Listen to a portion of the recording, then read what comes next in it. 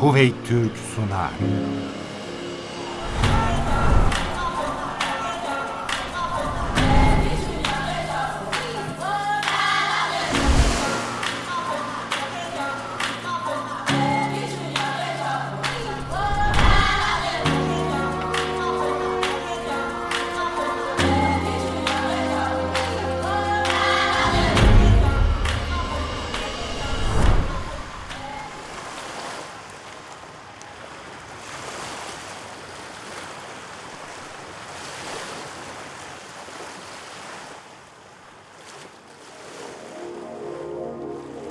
Afrika denildiğinde hepimizin zihninde canlanan bazı resimler var. Açlık, susuzluk ve kuraklıkla çevrili bir yoksulluk. Ne yazık ki Afrika bize yüzyıllardır bu resimler üzerinden anlatıldı. Biz bunları kabul etmekle birlikte kıtanın sadece bu karelerden ibaret olmadığını anlatmak için yola çıktık. Bu kıtanın kendi kültürel birikimi, kendi tarihi, kendi felsefesi var. Bunlar bize o kadar unutturulmuş ki, sanki hep biz onlara bir şey veriyormuşuz gibi. Oysa Afrika'nın kültürel zenginliklerinden alabileceğimiz ilhamlar, saymakla bitmez. Biz bu ilhamları mutfakta, benzer lezzetler üzerinden anlatmak istiyoruz. Bunun için kıtanın en güzel yerlerinden birinde, Afrika'nın doğusunda yer alan Zanzibar adasındayız.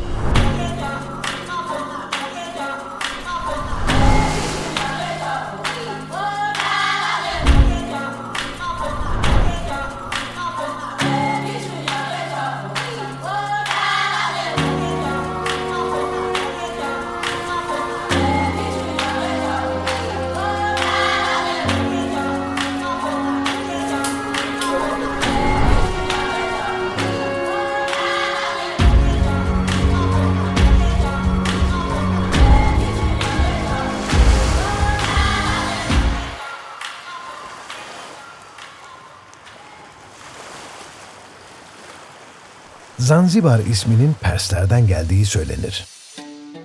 Farsça Zengibar yani siyahların sahili demek. Adada yerli Bantu kökenliler, Arap Yarımadası'ndan gelenler, İran'dan göç eden Şiraziler var.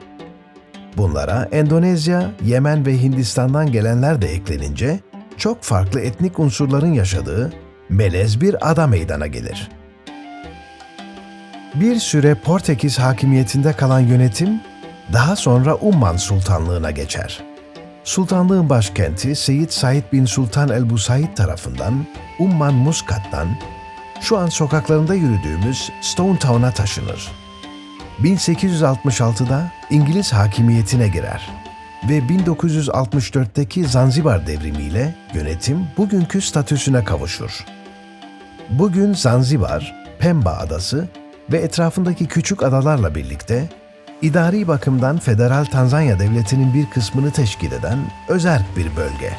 Kendi seçtiği yerel bir parlamentosu ve bir cumhurbaşkanı var. Peki bizim yolumuz bu adaya nasıl düştü?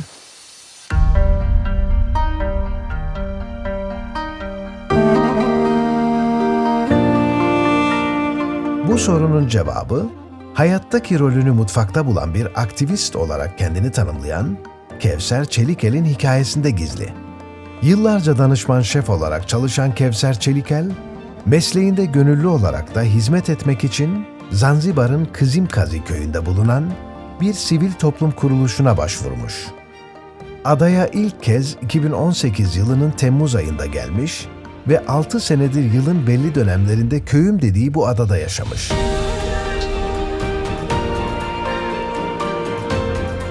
Ve artık bu sokaklar onun için İstanbul'dan farksız. Çelikel'in burada kendini evinde gibi hissetmesi, ailesi ve yakın çevresi tarafından ilk yıllar biraz garipsenmiş. Fakat onlar adadayken kendi kültürümüzle bağlantılar keşfettiğini ve neden burayı evi gibi hissettiğini anlatmış. Merak etmeyin, biz de bu keşifleri sizinle paylaşmak için buradayız. O zaman hadi gidelim. Twende.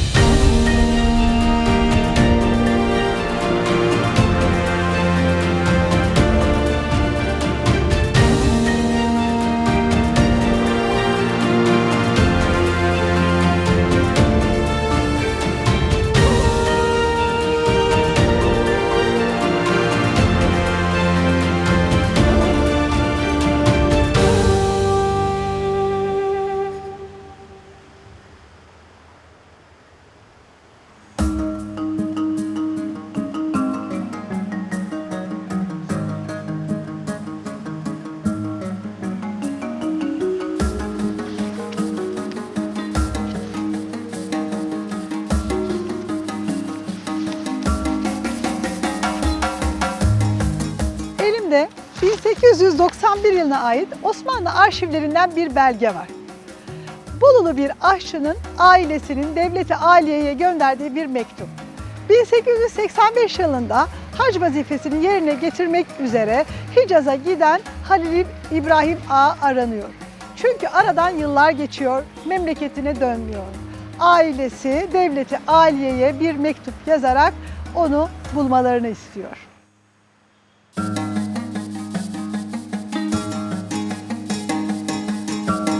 Ailesi onun Zanzibar Sultanı'nın hizmetine girdiğini ve sultanın heyetiyle Zanzibar'a gitmiş olduğunu öğrenir.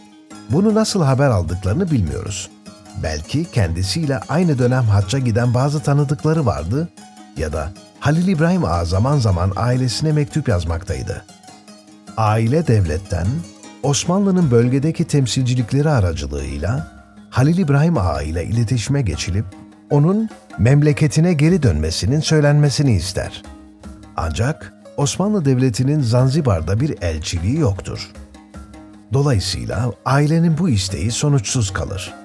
Halil İbrahim Ağa Zanzibar'dan döndü mü bilinmez. Aslında onun Zanzibar'da ne yaptığı da bilinmez.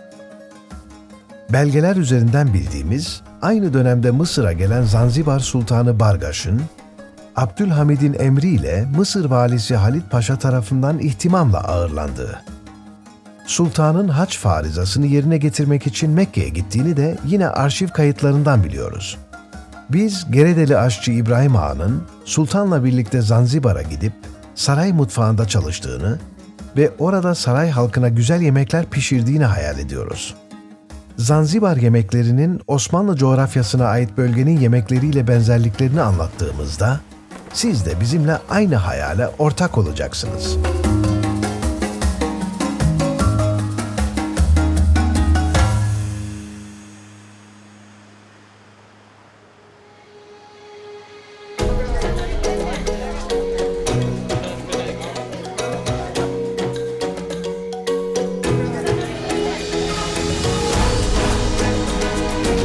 Birazdan yemek pişirmek için Şef Ayşe ile buluşacağız.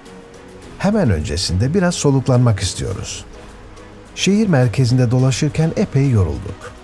Bir kahve yorgunluğumuza iyi gelir.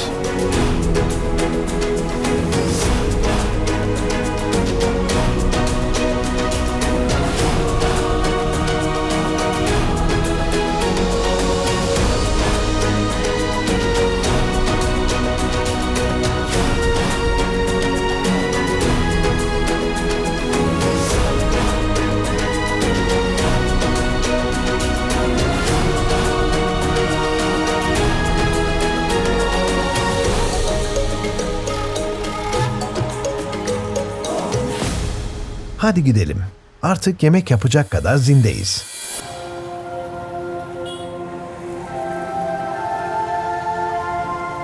Sizi adada yemek kitabı yazan ilk kadın şefin evine getirdik. Bu bölümde Şef Ayşe'nin mutfağında bizim pişi, Zanzibarlıların mandazi dediği hamur kızartmasını pişireceğiz.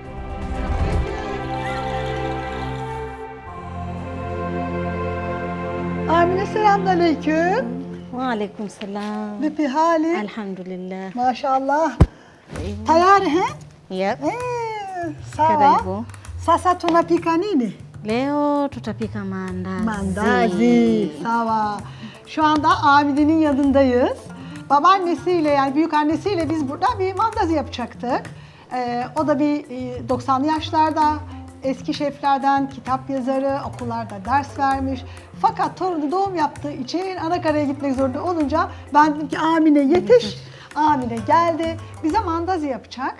Bu mandazi ilk yediğimizde aman Allah'ım dedim ya bu ne kadar bizim bazı yerlerde pişi diyoruz biliyorsunuz. Bazı yerlerde işte keçi bacağı deniyor, uç tufak deniyor.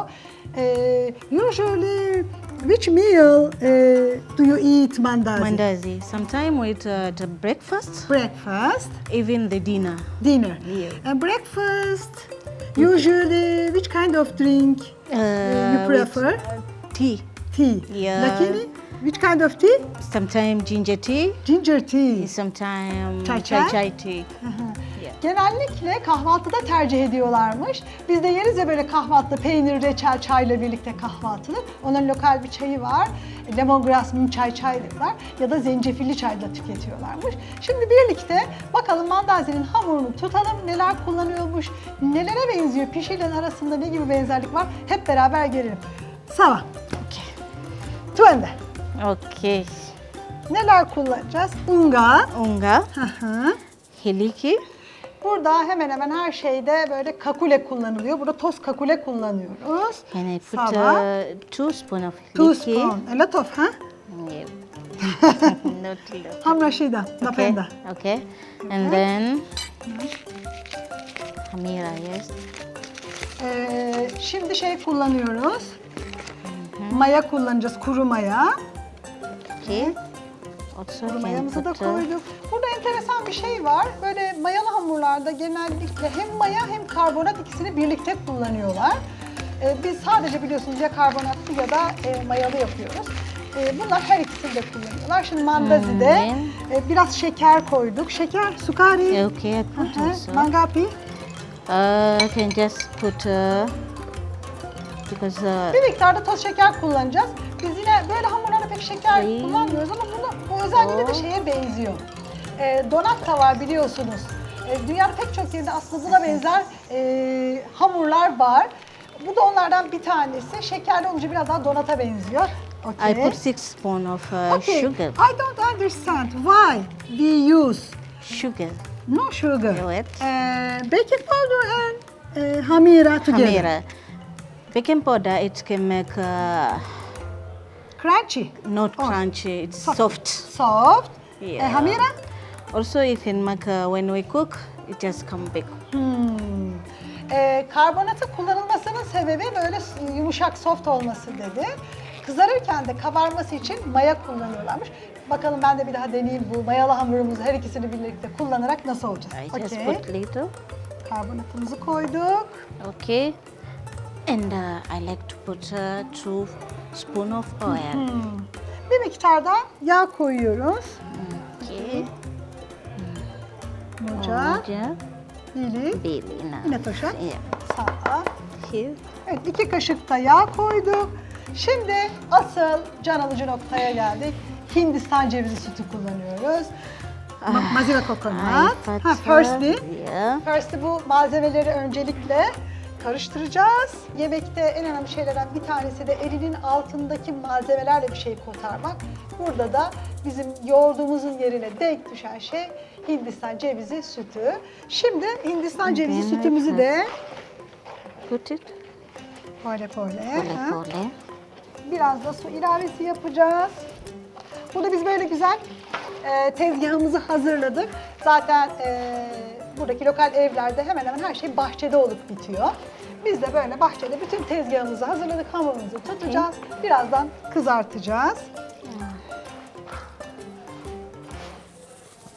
Buradaki kadınlar gerçekten hamur tutma konusunda inanılmaz yetenekliler.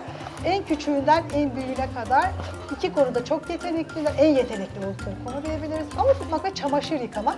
Ben ikisini birbirine çok benzetiyorum. Böyle bilek gücü istiyor ikisi de. Böyle hemen kaşla göz arasında böyle hamur tutuveriyorlar. Aslında bizde de var o böyle babaannelerimiz Okay. falan hatırlarsınız siz de. Bir misafir geldiğinde hemen çabucak eğer vaktimiz azsa böyle karbonatlı yoğurtla hamuru tutar kızartıp misafirlerimize ikram ederdi. Bu yemek olarak akşam yemeklerinde de yiyoruz mandaziyi dedi. Bir ekmek çeşidi aslında burası için. Bizim bildiğimiz klasik anlamda ekmek çeşitleri yok burada.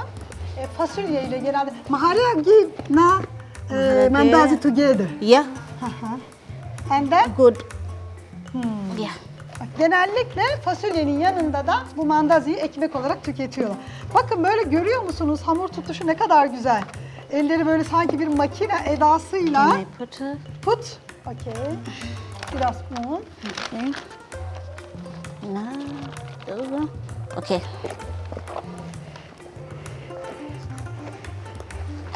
Adeta böyle şu yeni çıkan stat mikserler var ya, o stat mikserler gibi ellerini kullanıyor. İnanılmaz güzel hamur yoğuruyor. Maşallah. He. Thank you. Same like mixer, your hand. Same like mixer. Really? Şükran. Really, maşallah.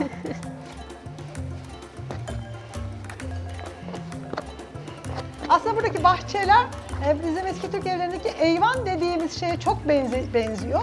Böyle hayatın döndüğü yer ya da hayat denir. Gerçekten hayat burada geçiyor. Yemekler pişiyor, yemekler yeniyor. Hayal mı? Yeah. Oh, But we pardon? have not yet. We have to keep for maybe 10 minutes to. 10 minutes. Yep. Ha, really? 10 minutes later tayari. And then we cut it, and then we Wait. wait again. Okay. Yeah. Şimdi bu hamuru hazırladıktan sonra bir 5-10 dakika bekleyeceğiz. Ondan sonra keseceğiz. Böyle masası da hazır burada. Açacağız ve keseceğiz. Kestikten, şekil verdikten sonra biraz mayalanmasını bekleyeceğiz. Ondan sonra derin yağda kızartacağız hamurumuzu. Hamurumuz hazır. Tayari. Aha, şöyle görüyorsunuz. Göstermek istiyorum. Şahane bir hamur tuttu bize hemencik çabucak. Yumuşaklığı da böyle. Bakın.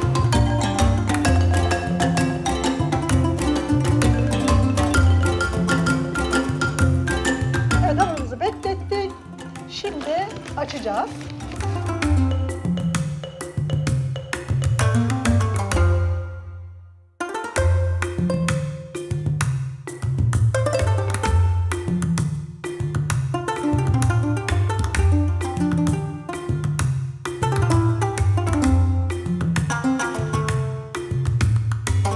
Evet, böyle mandazilerimiz de şöyle görüyorsunuz şu kalınlıkta. Aynı bizim pişi gibi. Amine kesiyor. Okay. Böyle tepsiye koyacağız bunları.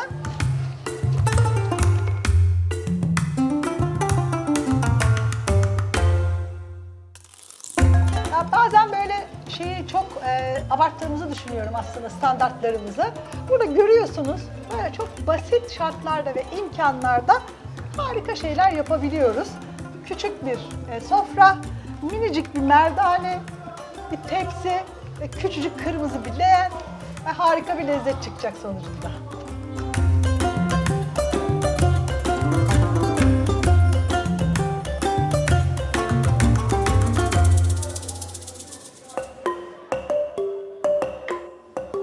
Evet.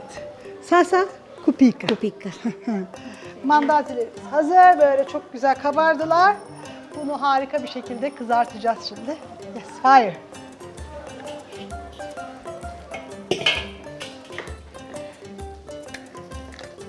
Ben bu sepetleri çok seviyorum. Burada çok kullanıyorlar. Çok hayat kurtaran bir şey. Yemeklerin üstünü örtmek için, hamur koymak için gerçekten çok pratik. Şimdi yağımızı da boşaltalım. You say stop. Bunun da bol yağda kızarması çok önemli. Olup. Yeah. Sağ ol. Evet. Bütün yağımızı koyduk. Benim burada en üzüldüğüm şeylerden bir tanesi, maalesef kullanılmış yağ burada satılıyor arkadaşlar. Yağ çok pahalı, en pahalı giderlerden bir tanesi. İnsanlar restoranlardan böyle süzüp şişelere koydukları yağları böyle küçük küçük ya da büyük bir şekilde satıyorlar. Ben ilk geldiğimde bunların rengini görünce böyle dedim burada zeytinyağı var. Sonra onların ne yazık ki kullanılmış yağ olduğunu öğrendim. Buradaki en büyük sağlık sorunlarından bir tanesi kalp damar tıkanıklığı, kalp krizi. Çok büyük ihtimalle bu kullanılmış yağların tüketilmesi olduğunu tahmin ediyorum. Tabii elimde bir belge yok ama olabilir diye düşünüyorum maalesef. Şimdi yağımızın güzelce kızmasını bekleyeceğiz. Ondan sonra burada öğrendiğim en güzel şeylerden bir tanesini de göstereyim size. Yağ çok değerli olduğu için burada. Normalde biz kızartmalarımızı biliyorsunuz. Böyle hemen bir kağıt peçete koyup onun üstüne alırız. Burada böyle bir süzgece koyuluyor. Bu süzgeçten alta yağlar sızıyor ve o yağı tekrar kullanmak için. Ve gerçekten inanılmaz bir şekilde hiç yağı kalmıyor kızarttığımız şeylerin. Bu çok pratik bir yöntem. Ben kesinlikle denemenizi tavsiye ediyorum.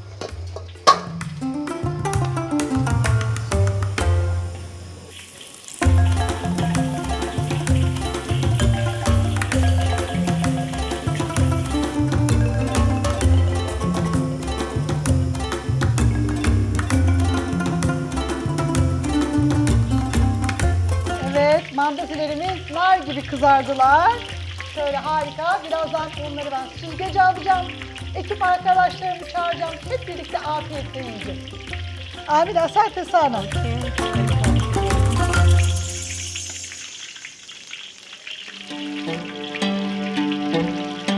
Bugün Amina ile birlikte bir sofra kurduk. İsimleri farklı, tatları benzer lezzetleri bu sofrada buluşturduk. Çünkü aileyi bir arada tutan şeyin, etrafında toplandığımız sofra olduğuna inanıyoruz. Ve birbirini hiç tanımayan, farklı kültürden çok sayıda insanın aynı sofrada buluştuğunda bir aile olabileceğine. Farklılıklarımızın bizi ayrıştırması istenen bir dünyada, farklı kültürlerle aynı sofralarda buluşmaya devam edeceğiz.